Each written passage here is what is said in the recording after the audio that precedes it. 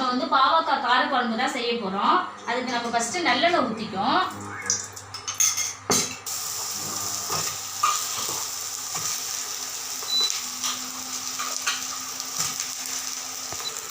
இப்போ நல்லா பாவக்காய் போட்டு நம்ம வந்து நல்லெண்ணெய் ஊற்றி நம்ம வந்து நல்லா வதக்கிக்கணும். நல்லா எப்படின்னா அந்த வாசனை வந்து அந்த பச்சை வாசனை போகிற அளவுக்கு வதக்கிக்கணும். நம்ம அதில் கொஞ்சோண்டு உப்பு போட்டுக்கும். பாருங்கள், உப்பு போட்டுக்கிட்டா தான் கொஞ்சம் டேஸ்ட் நல்லாயிருக்கும். இப்போ நம்ம வந்து உப்பு நல்லெண்ணெய் ஊற்றி நல்லா நம்ம வதக்கிட்டோம். இது எப்படி எதுக்கு வதக்கணும்னா நல்லா அந்த உப்பெல்லாம் நல்லா உள்ளே போயிட்டுங்க. ஸோ செம்மையாக இருக்கும். இங்கே பாருங்கள், நம்ம அடுத்தது ஒரு பாத்திரத்தில் மாட்டிட்டோம்.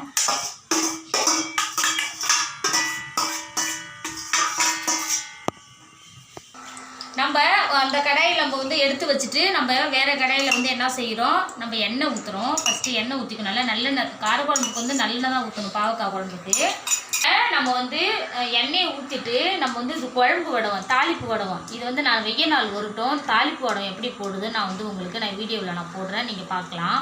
இப்போ வந்து தாளிப்பு வடம் வந்து ஃபஸ்ட்டு நம்ம போட்டுப்போம். தாளிப்பு வடம் இருந்தாவே சூப்பராக இருக்கும் காரக்குழம்புக்கு. அடுத்தது வந்து வெந்தயம் கொஞ்சம் போட்டுப்போம். வெந்தயம் போட்டு வெங்காயம் வந்து சின்ன வெங்காயம் கொஞ்சம் பெரிய வெங்காயம் கொஞ்சம் போட்டுப்போம். சின்ன வெங்காயம் கொஞ்சம் பெரிய வெங்காயம், சின்ன வெங்காயம் வந்து முழுசாக போட்டுருங்க. பெரிய வெங்காயம் வந்து நீட்டாக இருந்தீங்க, குழம்பு டேஸ்ட்டாக இருக்கும். அப்புறம் என்ன செய்யணும், நல்லா வதங்கிக்கும். நல்லா வதங்குறது தான் இருக்குது. அடுத்தது பூண்டு போட்டுப்போம். பூண்டு 2 பச்சை மிளகாய் கொஞ்சம் கீரி போட்டுருங்க. வெங்காயம் நல்லா மெரூன் கலர் வந்துருச்சு. நம்ம இப்போ என்ன செய்யணும்னா தக்காளியை நம்ம வந்து நல்லா ஒரு 3 தக்காளி நான் வந்து கட் பண்ணியிருக்கிறேன். தக்காளி போட்டுக்கணும். அடுத்தது கருவேப்பிலை கொஞ்சம் போட்டுக்கணும்.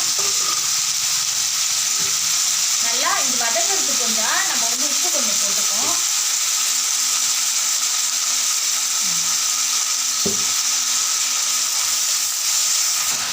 எல்லாமே நல்லா வதங்கணும். வதங்கினா தான் சூப்பராக இருக்கும்.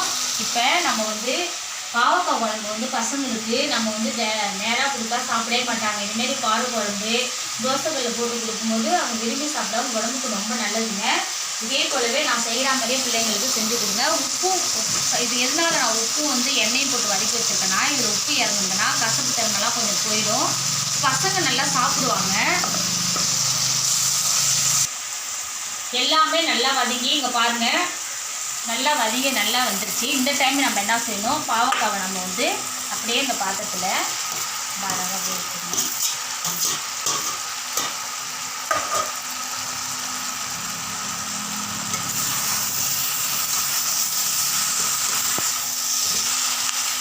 நல்லா வதக்கி விடணும்.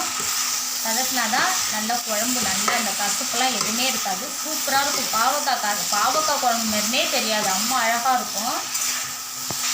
இந்த டைம் நம்ம என்ன செய்யணும், மஞ்சள்தூள் போட்டுப்போம். தேவையான மஞ்சள்தூள் போட்டுப்போம். மஞ்சள்தூள் போட்டுட்டு நல்லா கலக்கி விடும்.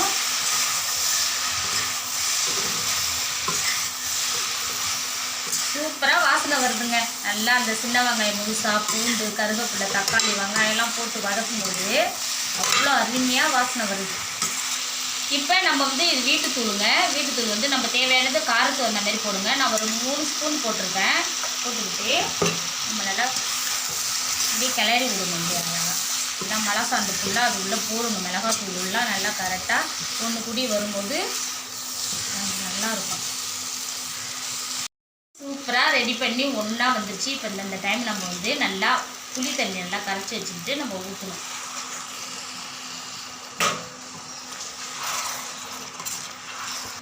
இப்போ நம்ம வந்து புளி தண்ணி ஊற்றிட்டோம். நமக்கு தேவையானது கொஞ்சமாக தண்ணி ஊற்றிக்க வேண்டியதான்.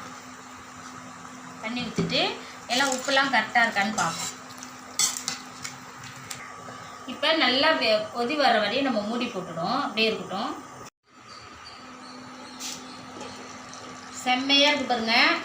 இங்கே பாருங்கள், நல்லா எண்ணெய்லாம் பிரிஞ்சு வருது பாருங்கள். இந்த டைமில் நம்ம என்ன செய்யணும், மேலே கொஞ்சோண்டு நல்லெண்ணெய் ஊற்றி விடும். இங்கே பாருங்கள், நல்லெண்ணெய் கொஞ்சோண்டு மேலே ஊற்றிக்கிட்டோம்னா நல்லாயிருக்கும்.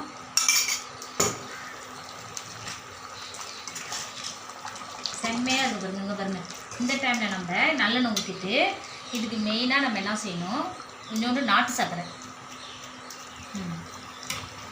சூப்பராக இருக்கும் நாட்டு சர்க்கரை போடும்போது. மற்ற குழம்புக்கெல்லாம் நம்ம நாட்டு சக்கரை போட்டால் நல்லா டேஸ்ட் கொஞ்சம் கூடி கொடுக்கும். பாவக்காவே தெரியாத அழகாக இருக்குதுங்க.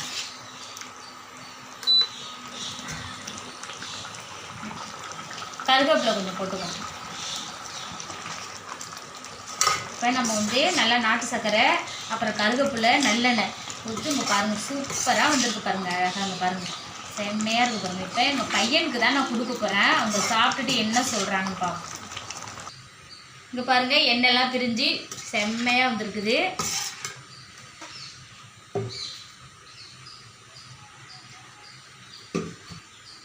இப்போ பாருங்கள் வர அந்த கசப்பு அவங்க எப்படி சொல்லுவாங்கன்னு நம்ம பார்ப்போம்.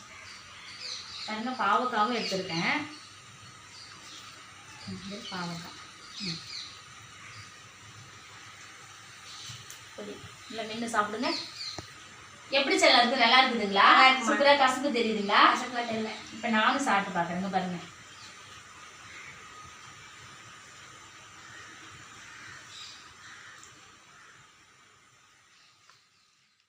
சூப்பராக இருக்குங்க. எங்கள் பையனுக்கும் கொடுத்துருக்கேன். இதேமாரி நீங்கள் வீட்டில் செஞ்சு பசங்களுக்கு நீங்கள் எல்லாருமே இதேமாரி சாப்பிட்லாம்.